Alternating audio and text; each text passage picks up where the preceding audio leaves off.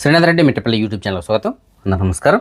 నేను మీ శ్రీనాథ్ రెడ్డి మిట్టపల్లి. ఇవాళకి వచ్చి ఏప్రిల్ 21, 2026 సంవత్సరం. ఇవాళ ముఖ్యాంశాలకు వచ్చినట్లయితే అమెరికా మరియు ఇరాన్ ఈ రెండు దేశాల మధ్య రెండవ దశ చర్చలకు సంబంధించినటువంటి క్లారిటీ ఇతనికి ఎంతవరకు రాలేదు. అమెరికా మాత్రం మేము చర్చలకు సిద్ధమని చెప్పేసి అంటుంది. ఇరాన్ మాత్రం దీనిపైన స్పష్టత ఇతనికి ఇవ్వట్లేదు. కానీ పాకిస్తాన్ మాత్రం రేపు ఇరు దేశాలకు సంబంధించినటువంటి ప్రతినిధులు ఇక్కడికి హాజరై రేపు చర్చలు పాకిస్తాన్లో జరపడం జరుగుతుందని చెప్పేసి వాళ్ళు తెలియజేస్తున్నారు. అయితే ట్రంప్ ఏమని తెలియజేస్తున్నారంటే ఈసారి చర్చలు కనుక విఫలమైతే ఈ సీజ్ ఫైర్ని పొడిగించేటువంటి ప్రసక్తే లేదు, దాడులకు తెగపడతామని చెప్పేసి తెలియజేస్తుంది. ఇరాన్ దానికి ధీటుగానే సమాధానం చెప్తుంది. మేము కూడా ఈ 2 వారాల్లో మంచి సామగ్రిని అయితే సమకూర్చుకున్నాం, రెట్టించినటువంటిది ఉత్సాహంతో మేము ఇంకా మరీ దాడులు అయితే నిర్వహించడం జరుగుతుందని చెప్పేసి అంటున్నారు. అంటే అంతకు మించి మేము దాడులు చేస్తామని చెప్పేసి తెలియజేస్తుంది. సో అమెరికా నేను తగ్గను దాడులు చేస్తానంటుంది, ఇరాను అలాగే ఉంది. మరి రేపు వీళ్ళు చర్చలకు వెళ్తున్నారా లేదా దాని గురించి ఇంతవరకు స్పష్టత అయితే లేదు. జేడీ వ్యాన్స్ కూడా ఇంతవరకు ఇంకా బయలుదేరలేదు, అమెరికాలోనే ఉన్నాడు. కానీ వాళ్ళు వెళ్తారు, అమెరికా మాత్రం క్లారిటీ ఇస్తుంది మా ప్రతినిధులు ఏదైనా వెళ్తారు అని చెప్పేసి. జేడీ వ్యాన్స్ ఉపాధ్యక్షుడు అయితే తప్పనిసరిగా వెళ్తాడు పాకిస్తాన్కి. మరి ఇరాన్ నుంచి ఎవరు వస్తారు? ఇరాన్కి సంబంధించినటువంటి పార్లమెంట్ స్పీకర్ ఎవరైతే ఉంటారో ఆయన వస్తారని చెప్పేసి అంటున్నారు. మరి ఆయన వస్తాడా లేదా దాని గురించి స్పష్టత అయితే ఇప్పటి వరకు ఇరాన్ అధికారికంగా తెలియజేయలేదు. పాకిస్తాన్ మాత్రం తెలియజేస్తుంది వస్తాడని చెప్పేసి. వీళ్ళందరూ కూడా రేపు చర్చలు జరిపేటువంటి అవకాశం అయితే ఉంది పాకిస్తాన్లో వీళ్ళు హాజరైతే.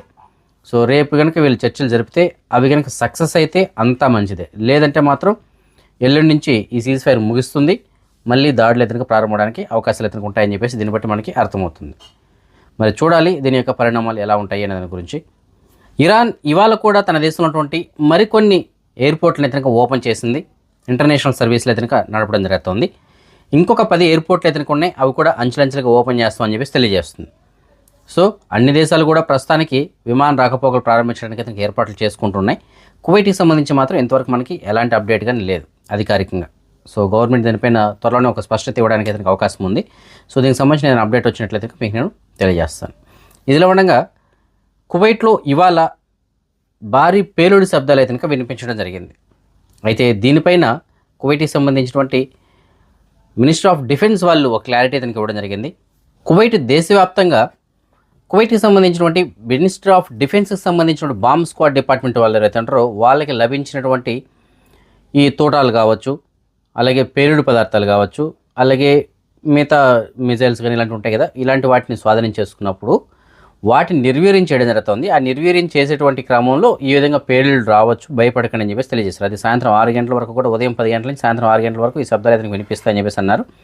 వాళ్ళు అన్నదాని ప్రకారమే ఉదయం మధ్యాహ్నం అయితే ఈ శబ్దాలు రావడం జరిగింది. సాయంత్రం పూట అయితే మనం వినలేదు.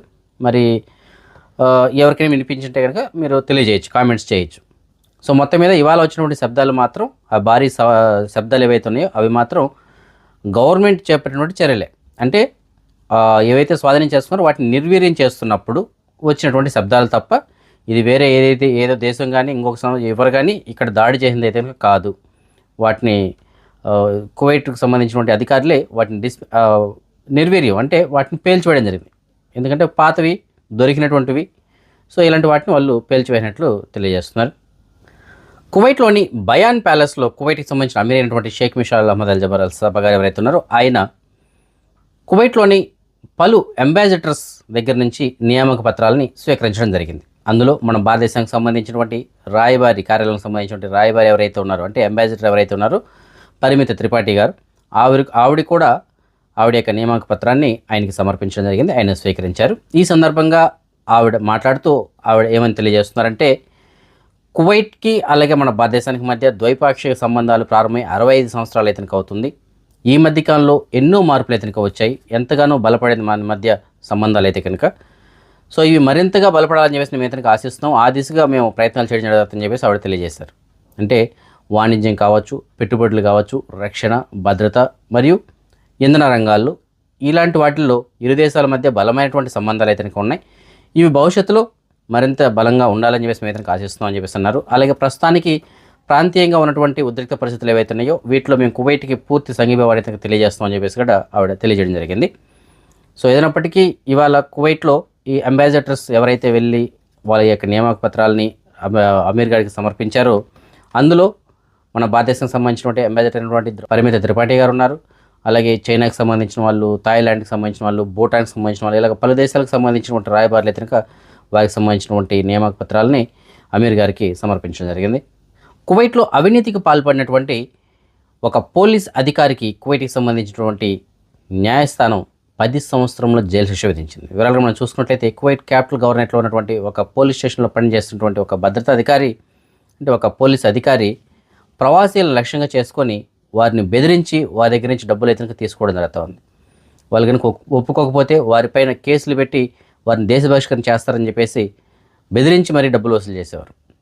ఎవరైతే ఒప్పుకోలేదో అలాంటి వాళ్ళు కొంతమంది పైన తప్పుడు కేసులు పెట్టి వారిని దేశ బహిష్కరణ చేసినట్లు, ఆయన యొక్క పదవిని ఉపయోగించి దేశ బహిష్కరణ చేసినట్లు కూడా ఆరోపించబడ్డాయి. సో అది కూడా కొంతమంది చేసినట్టుగా తెలియజేస్తున్నారు. సో దీనిపైన పూర్తి విచారణ కూడా జరిపిన తర్వాత న్యాయస్థానం ఆ అధికారికి 10 సంవత్సరం జైలు శిక్ష అలాగే 800 దినాలు జరిమానా అయితే విధించింది. సో చూడండి, ఆ అధికారి తన పదవిని ఏ విధంగా దుర్వినియోగం చేసుకున్నాడు. ఆఖరికి ఉద్యోగం కూడా పోగొట్టుకున్నాడు. జైలు శిక్ష, జరిమానా ప్లస్ ఉద్యోగం కూడా పోయింది. ముఖ్యంగా ప్రవాసీల లక్ష్యం. ఆ విధంగా అవినీతికి పాల్పడినటువంటి అధికారికి ఈ విధంగా ప్రస్తుతానికి జైలు శిక్ష అయితే పడింది. కువైట్కి సంబంధించినటువంటి ప్రముఖ కళాకారిణి అయినటువంటి, అంటే యాక్టర్ అయినటువంటి హయత్ అల్ ఫహద్, ఆవిడ 77 సంవత్సరాల వయసులో అనారోగ్యం కారణంగా ప్రాణాలు కోల్పోయారు నిన్న ఉదయం. ఇవాళ ఆవిడకి సంబంధించినటువంటి అంత్యక్రియలు కూడా పూర్తయ్యాయి. కువైట్కి సంబంధించిన అమీర్ అయినటువంటి Sheikh Mishal Ahmad Al Jaber Al Sabah గారు ఆవిడ యొక్క కుటుంబానికి ప్రగాఢ సానుభూతిని తెలియజేయడం జరిగింది. ఈవిడ కువైట్లో మొదటి దశలో ఎప్పుడైతే టీవీలు అవి స్టార్ట్ అయ్యాయో అప్పటి నుంచి ఈవిడ డ్రామాల్లో నటించడం జరిగింది. అంటే సీరియల్స్ ఇలాంటివి ఉంటాయి కదా, అలాంటి వాటిలో యాక్ట్ చేయడం జరిగింది. కువైట్కి సంబంధించిన సంస్కృతి సాంప్రదాయాలు ఏవైతే ఉంటాయో వీటిని ముఖ్యంగా లక్ష్యంగా చేసుకొని ఆవిడ డ్రామాలు అయితే డ్రామా కార్యక్రమాలు అయితే పాల్గొనడం జరిగింది. అంటే నాటకాలు ఇవి ఉంటాయి కదా, అలాంటి వాటిలో పాల్గొన్నారు, వాటిలో నటించడం జరిగింది. అలాగే కొన్ని ముఖ్యమైనటువంటి కొన్ని వీడియోల్లో కూడా నటించడం జరిగింది. అలాగే కామెడీలు కావచ్చు, అలాగే మెయిన్గా ఏంటంటే కువైట్కి సంబంధించిన సంస్కృతి సాంప్రదాయాలు ఉట్టిపడేలాగా ఆవిడ నటించడం జరిగింది. సో అంతటి ఫేమస్ యాక్టర్ ప్రాణాలు కోల్పోవడంతో కువైట్ ఒక మంచి కళాకారుని కోల్పోయిందని చెప్పేసి మనం చెప్పుకోవాలి. హార్ముజ్ జలసంధి సమీపంలో అమెరికాకి సంబంధించినటువంటి బలగాలు ఇరాన్కి మద్దతు ఇస్తున్నటువంటి ఒక నౌకని అదుపులో తీసుకోవడం జరిగింది, స్వాధీనం చేసుకున్నారు. ఆ నౌక ద్వారా కొన్ని కీలకమైనటువంటి సామాగ్రి అయినటువంటిది ఇరాన్కి చేరుతుంది అనేటువంటి సమాచారంతో వీళ్ళ నౌకని అయితే స్వాధీనం చేసుకోవడం జరిగింది. అయితే ఆ నౌక ఏ దేశానికి సంబంధించింది ఏమిటి అనే గురించి ఇంకా వివరాలు అయితే తెలియాల్సి ఉంది. కానీ అందులో మాత్రం భారీగా ఇరాన్కి కొన్ని ముఖ్యమైనటువంటి సామాగ్రి అయితే వెళ్తుందని చెప్పేసి తెలియజేస్తున్నారు. సో ఈ విధంగా అమెరికా ఇరాన్కి సంబంధించినటువంటి కొన్ని షిప్లను అయితే స్వాధీనం చేసుకోవడం జరుగుతుంది. నిన్న కూడా ఒకటి చెప్పుకున్నాం. సో ఇలాంటి పరిస్థితుల్లో ఇరాన్ కూడా ధీటుగా సమాధానం అయితే చెప్తోంది. మేము తప్పనిసరిగా దీనిపైన ప్రతిదాడి అయితే నిర్వహించడం జరుగుతుంది, లేదంటే దీనిపైన మేము పోరాడతాము, దీనిపై తప్పనిసరిగా అమెరికా అయితే దీనికి సమాధానం చెప్పాల్సి ఉంటుంది అన్నట్టుగానే మాట్లాడుతున్నారు. సో ఇవన్నీ కూడా కాల్పుల విరమణ ఒప్పందం ఉంది కదా, ప్రస్తుతానికి రేపటితో అది ముగిస్తుంది. సో ఎల్లుండి నుంచి దీని యొక్క పరిణామాలు ఎలా ఉంటాయో మరి చూడాలి. రేపు జరగబోయేటువంటి చర్చలపైన ఇవన్నీ కూడా ఆధారపడి ఉంటాయి. రేపు కనుక చర్చలు సఫలమైతే అంతా ఓకే, అవ్వకపోతే మాత్రం పరిణామాలు మునిపిటికి ముంచి అన్నట్టు ఉంటాయని చెప్పేసి ఇరు దేశాలు కూడా తెలియజేస్తున్నాయి. ఫ్రెండ్స్, మీకు నేను డిస్ప్లేలో ఒక ఫోటో చూపిస్తాను కదా, ఆ ఫోటోలో ఉన్నది ఏమిటంటే మన దగ్గర పాలసీ తీసుకున్న వాళ్ళు ఒకరు క్లెయిమ్ వచ్చిందనమాట. సో అంటే వాళ్ళు హాస్పిటల్లో చూపించుకుంటే దానికి వచ్చినటువంటి అమౌంట్ అది ఎంతో తెలిసిన 3,11,555 రూపాయలు. మొత్తం కూడా క్యాష్లెస్, ₹1 డబ్బులు కట్టకుండా మొత్తం అమౌంట్ కంపెనీ వాళ్ళకి పే చేయడం జరిగింది. వాళ్ళకి వెన్నుపూసకు సంబంధించిన ప్రాబ్లం ఏదో రావడంతో సర్జరీకి వీటన్నిటికి కలిపి ఆ 3,11,555 రూపాయలు అయితే మొత్తాన్ని కూడా వాళ్ళు అప్రూవల్ ఇవ్వడం జరిగింది. సో ఈ విధంగా మన దగ్గర ఇన్సూరెన్స్ తీసుకున్న వాళ్ళు, మన కంపెనీలో ఇన్సూరెన్స్ తీసుకున్న వాళ్ళు మ్యాక్సిమం చాలామంది ఇలాంటి పెద్ద పెద్ద బిల్స్ అయితే కనుక క్లెయిమ్స్ పొందడం జరుగుతూ ఉంది. చిన్న చిన్న బిల్స్ ఎలాగో వస్తాయి. సో పెద్ద బిల్సే మనం చెప్పుకోవడం జరుగుతుంది, ఎందుకంటే పెద్ద అమౌంట్లు కాబట్టి. అంత పెద్ద అమౌంట్ అయినా సరే మనం అప్రూవల్ ఇస్తున్నాము అని చెప్పడం కోసమే తప్ప మరొకటి కాదు. గతంలో కూడా మనం చెప్పుకోవడం జరిగింది. 17 లక్షల అప్రూవల్ వచ్చిన వాళ్ళు ఉన్నారు, 30 లక్షల అప్రూవల్ వచ్చిన వాళ్ళు ఉన్నారు, 6 లక్షలు, 12 లక్షలు, 8 లక్షలు, 6 అలాగే 5 లక్షలు, ఇప్పుడు ఇది వచ్చి 3,11,000. ఈ విధంగా పెద్ద పెద్ద బిల్స్ అయినా కూడా కంపెనీ అయితే అప్రూవల్ ఇస్తూ ఉంటుంది. సో చాలామంది అనుకోవచ్చు ఏదో ఇలాంటి పెద్దవి వస్తేనే ఇస్తారేమో, చిన్న చిన్న వాటికి ఇవ్వరని చెప్పేసి. చిన్న చిన్న బిల్లు 10,000 రూపాయల బిల్లు అయినా కూడా ఇస్తారండి. మనం హాస్పిటల్ అడ్మిట్ అయ్యి అట్లీస్ట్ ఒక్కరోజైనా హాస్పిటల్లో ఉంటే అప్పుడు దానికి అటువంటి ఖర్చు నా కంపెనీ వాళ్ళు భరిస్తారు. సో ప్రతి ఒక్కరు కూడా తప్పనిసరిగా హెల్త్ ఇన్సూరెన్స్ అనేది తీసుకోవాలి. బాగా డబ్బున్న వాళ్ళే తీసుకుంటున్నప్పుడు మిడిల్ క్లాస్ వాళ్ళు మనం ఇంకెంత జాగ్రత్తగా ఉండాలి. మనమే మెయిన్ తీసుకోవాల్సింది. డబ్బులు ఉన్న వాళ్ళు తీసుకోకపోయినా వాళ్ళ దగ్గర డబ్బుతో ఏదో ఒక విధంగా చూపించుకోగలరు. మనలాంటి మిడిల్ క్లాస్ వాళ్ళకి హెల్త్ ఇన్సూరెన్స్ లేకపోతే ఏంటి పరిస్థితి? మనం కష్టపడి సంపాదించి కూడబెట్టి ఏదో 100-50 ఆడ దాచిపెట్టుకుంటే ఒకసారిగా ఆరోగ్య సమస్య వచ్చిందంటే ఆ మొత్తం తీసుకొచ్చి మళ్ళీ దీనికి పెట్టాలి. మళ్ళీ మన జీవితాలు మళ్ళీ కిందకి వెళ్ళిపోతాయి. మళ్ళీ మొదటి నుంచి ప్రారంభించాలి. 100 మెట్లు ఎక్కాల్సినోడు కష్టపడి ఒక 80 మెట్లు ఎక్కారనుకోండి, 80 మెట్లు ఎక్కిన తర్వాత ఒకసారి కాలు జారి కింద పడిపోయాడు అనుకోండి, మళ్ళీ పైకి ఎక్కాలంటే ఎంత కష్టం ఒకసారి ఆలోచించండి. కాబట్టి మనం పైకి ఎక్కడానికి కష్టపడే పని లేకుండా ఒక లిఫ్ట్ లాంటిది అనుకోండి, చాలా సింపుల్గా వెళ్ళిపోవచ్చు పైకి. సో అలాంటిదే మనకి ఈ హెల్త్ ఇన్సూరెన్స్లో కూడా. సో మనం ఎలాంటి ఇబ్బంది పడకుండా హాస్పిటల్లో ఉన్నప్పుడు దానికైనటువంటి మొత్తం ఖర్చును కూడా కంపెనీ వాళ్ళే భరిస్తారు.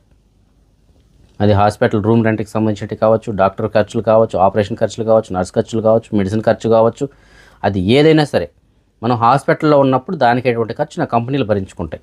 కాబట్టి ప్రతి ఒక్కరు కూడా హెల్త్ ఇన్సూరెన్స్ అనేది ఒకటి చేయించుకోండి. మనం సంపాదించిన డబ్బులు ఖర్చు పెట్టకూడదు అనుకున్నా, లేదా మన జీవితాలు మళ్ళీ కిందకి వెళ్ళిపోకూడదు అనుకున్నా, ఏదైనా ఆరోగ్య సమస్యలు వచ్చినప్పుడు మళ్ళీ సేఫ్గా ఉండాలి అంటే, ఆర్థిక పరంగా మనం సేఫ్గా ఉండాలి అనేసి అంటే హెల్త్ ఇన్సూరెన్స్ మ్యాండేటరీ. ప్రతి ఒక్కరూ తప్పనిసరిగా చేయించుకోవాలి. ఇందులో ఎలాంటి ఆప్షన్ లేదు. ఆలోచిద్దాం చూద్దాం అనే మాట మాత్రం పెట్టుకోకండి. అప్పు చేసైనా సరే హెల్త్ ఇన్సూరెన్స్ చేయించుకోమని కొంతమంది నిపుణులు అయితే తెలియజేస్తున్నారు. లైఫ్ ఇన్సూరెన్స్ ఇలాంటివి అప్పులు ఉంటే కట్టుకోకండి, అది మాత్రం పక్క. ఎందుకంటే అప్పు చేసి మనం లైఫ్ ఇన్సూరెన్స్ కట్టాల్సిన అవసరం లేదు, అంటే సేవింగ్స్ ఇలాంటివి కట్టుకోవాల్సిన అవసరం లేదు. కానీ అప్పు చేసైనా సరే మనం హెల్త్ ఇన్సూరెన్స్ కట్టుకోవాలి. ఎందుకంటే దీంట్లో మనం తక్కువ అమౌంట్ తోటి పెడతాం. రేపు ఏదైనా హాస్పిటల్ బిల్స్ ఎక్కువైతే వాటిని కంపెనీ భరిస్తుంది. కాబట్టి ప్రతి ఒక్కరు కూడా హెల్త్ ఇన్సూరెన్స్ అయితే చేయించుకోండి. నేను ప్రతి వారం ఇంతలా చెప్తున్నా సరే కొంతమంది ఇప్పటికీ కూడా చాలా నెగ్లెక్ట్ అయితే చేస్తున్నారు. నెగ్లెక్ట్ చేసిన తర్వాత మళ్ళీ మన దగ్గరికి రావడం జరుగుతుంది. ఎప్పుడు వాళ్ళు ఏదైనా ఒక సమస్యలో హాస్పిటల్కి వెళ్ళి భారీగా బిల్లులు పడి ఉంటాయి చూడండి, అప్పుడు మళ్ళీ వస్తారు. ఈ మధ్య కాలంలో ఒక 3-4 అయితే మన దగ్గరికి స్టంట్స్ పడిన తర్వాత రావడం జరిగింది.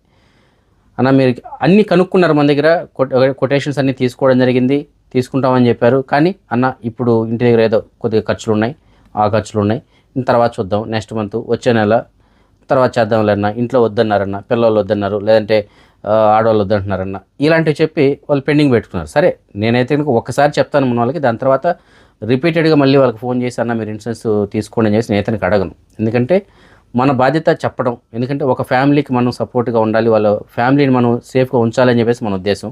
సో మనం ఒకసారి చెప్తాం, దాని తర్వాత వాళ్ళు వింటే ఓకే, లేదంటే లేదు. సో ఆ విధంగా నేను వదిలేస్తాను. దాని తర్వాత ఆ విధంగా మనం చెప్పిన తర్వాత చాలామంది నెగ్లెక్ట్ చేసిన వాళ్ళు స్టంట్లు పడ్డే వాళ్ళకి, కువైట్లోనే ఒక ఇద్దరికైతే స్టంట్ పడడం జరిగింది, ఇంటి దగ్గర ఒక స్టంట్ పడడం జరిగింది. సో వాళ్ళు మళ్ళీ మన దగ్గరికి వచ్చారు పాలసీ కావాలని చెప్పేసి. అయితే దాని ప్రాసెస్ వేరే, రెగ్యులర్గా ఇంతకుముందు ఇచ్చిన ప్లాన్ అయితే ఇవ్వలేము, వాళ్ళకి వేరే విధంగా ఇవ్వాల్సి వస్తుంది, అది పక్కన పెడదాం. అలాగే కొంతమందికి షుగర్ ఉన్న వాళ్ళు ఇక్కడ నెగ్లెక్ట్ చేసి ఇంటికి వెళ్ళొచ్చిన తర్వాత తీసుకొని వస్తామని చెప్పేసి వెళ్ళిన తర్వాత ఇంటి దగ్గర వాళ్ళకి హెల్త్ ఇష్యూ వచ్చి హాస్పిటల్ అడ్మిట్ అయ్యి 10 లక్షలు 20 లక్షలు ఖర్చు పెట్టుకొని మళ్ళీ వచ్చి ఇన్సూరెన్స్ కావాలని అడిగిన వాళ్ళు కూడా ఉన్నారు. అందులో కొంతమందికి మనం ఇవ్వగలిగాం, కొంతమందికి ఇవ్వలేకపోయాం. ఎందుకంటే వాళ్ళకి వచ్చినటువంటి హెల్త్ ఇష్యూకి మనం పాలసీ ఇవ్వలేం. ఇలాంటి సంఘటనలు చాలా జరిగాయి. కాబట్టి దయచేసి హెల్త్ ఇన్సూరెన్స్ తీసుకోవడంలో వాయిదాలు మాత్రం వేసుకోకండి. మీ దగ్గర డబ్బులు లేకపోయినా సరే, అప్పు చేసినా సరే వెంటనే చేసేసుకోండి. ఎందుకంటే ఏ రోజు ఎప్పుడు ఎలాంటి అనారోగ్య సమస్య వస్తుందో మనం చెప్పలేం కదా. ఇప్పుడు నేను ఆరోగ్యంగా ఉన్నాను, వీడియో అయిపోయే లోపు నేను ఏమవుతాను గ్యారంటీ ఏమైనా ఉందా? లేదు. కాబట్టి నేను ఇప్పుడు ప్రస్తుతానికి ఆరోగ్యంగా ఉన్నాను, చూడండి మీతో నేను హ్యాపీగా వీడియో మాట్లాడుతున్నాను, మీకు కావాల్సిన సమాచారాన్ని అందిస్తున్నాను, నాకేం కాదులే అని అనుకోవడానికి లేదు. మాట్లాడుతూనే ఏమన్నా అవ్వచ్చు, వీడియో అయిపోయిన తర్వాత ఏమన్నా అవ్వచ్చు, రేపు వీడియో పెట్టే లోపు ఏమన్నా అవ్వచ్చు. సో దానికి ఎవరూ గ్యారంటీ లేరు. కాబట్టి నాకేమి కాదులే అని మాత్రం ఎప్పుడు కానీ మనం అనుకోకూడదు. మన కుటుంబం కోసం మనం ఒక హెల్త్ ఇన్సూరెన్స్ అనేది తప్పనిసరిగా చేయించుకోవాలి. సో మీకు హెల్త్ ఇన్సూరెన్స్ సంబంధించినటువంటి ఇంకా ఎలాంటి సమాచారం కావాలనుకున్నా సరే మీకు నేను డిస్ప్లేలో నాకు సంబంధించినటువంటి వాట్సాప్ నెంబర్ ఇస్తున్నాను. ఆ నెంబర్కి కేవలం మీరు వాట్సాప్ ద్వారా మాత్రమే మెసేజ్లు పెట్టండి. నేను మీకు తప్పకుండా మీ దానికి సంబంధించిన పూర్తి సమాచారం ఎదురుగా అందిస్తాను. అదే మనం ఈ మనీ ఎక్స్చేంజ్ విషయానికి వచ్చినట్లయితే ప్రస్తుతానికి ఒక కువైట్ డినార్ మన భారతదేశం రూపీస్ సుమారుగా 302 రూపాయలుగా ఉంది. బంగారు విషయానికి వచ్చినట్లయితే మాలియాలో ఉన్న సూకల్ వత్యాలో ఉన్నటువంటి షాప్ నెంబర్ 121లో ఉన్న ఎఫ్కే జ్యువెలర్స్ వాళ్ళు మనకు అందించిన సమాచారం మేరకు 22 క్యారెట్ల బంగారం ప్రస్తుతానికి 1 గ్రామ్ ధర 43 దినార్ల 455 పిలుసు ఉంది. అదే 24 క్యారెట్ల బంగారం ఉన్నాయి బిస్కెట్ రూపంలో బంగారం ప్రస్తుతానికి 1 గ్రామ్ ధర 47 దినార్ల 388 పిలుసు ఉంది. ఇవాళ మన సబ్స్క్రైబర్స్ యొక్క కొంతమంది పిల్లలు పుట్టినరోజు జరపడం జరుగుతుంది. అందులో ఫరాహ్ ఇవాళ పుట్టినరోజు జరుపుకోవడం జరుగుతుంది. పొంగూరు గ్రీష్మ హాసిని ఇవాళ పుట్టినరోజు జరుపుకోవడం జరుగుతుంది. మరియు హనీకా రెడ్డి ఇవాళ 4వ సంవత్సరం పుట్టినరోజు జరుపుకోవడం జరుగుతుంది. వీరితో పాటుగా ఇంకా ఎవరైనా మన సబ్స్క్రైబర్స్ యొక్క పిల్లలు వాళ్ళ పుట్టినరోజు జరుపుకుంటుంటే వారికి కూడా నా తరపున అలాగే మన ఛానల్ సబ్స్క్రైబర్స్ అందరి తరపున పుట్టినరోజు శుభాకాంక్షలు. సో ఇవి ఫ్రెండ్స్ ప్రస్తుతం అప్డేట్స్. రేపు రాత్రి 9 గంటలకు వచ్చిన వీడియోలో మరిన్ని అప్డేట్స్ తెలుసుకుందాం. అందరికీ సెలవు. జై హింద్.